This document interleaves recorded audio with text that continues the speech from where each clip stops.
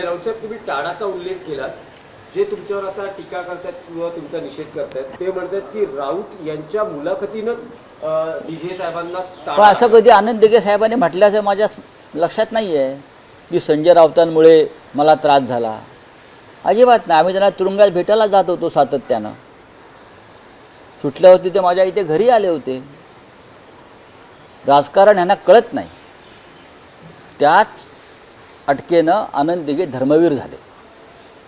हे काल जी पोरं टोरं आले होते ना, आनंद दिघे यांच्या ज्या आनंद आश्रमात हे लोक बसत आहेत, तो कोणी कोणाच्या नावावर करून घेतलं आहे ती प्रॉपर्टी, याचा तपास करा.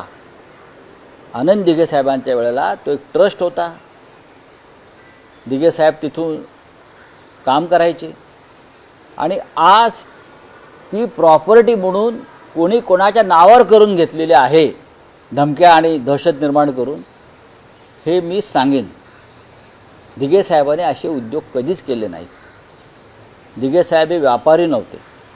त्यांनी शिवसेनेचा व्यापार केला नाही आणि त्यांनी कधीही कोणत्याही पदासाठी मातोश्रीवरती मला स्वतःला काही पद पाहिजे, मला मुख्यमंत्री व्हायचं आहे, मला मंत्री व्हायचं आहे, मला नेता व्हायचं आहे, अशी कधीच मागणी केली नाही.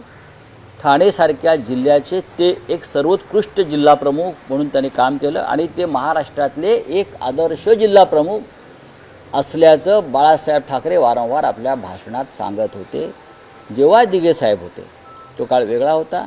तेव्हाही अनेक पदं निर्माण झालेली नव्हती. मग उपनेते असतील किंवा ती प्रक्रिया सुरू झालेली नव्हती.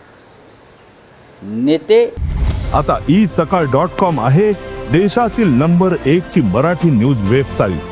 प्रत्येक अपडेटसाठी isakal.com ला नक्की भेट द्या.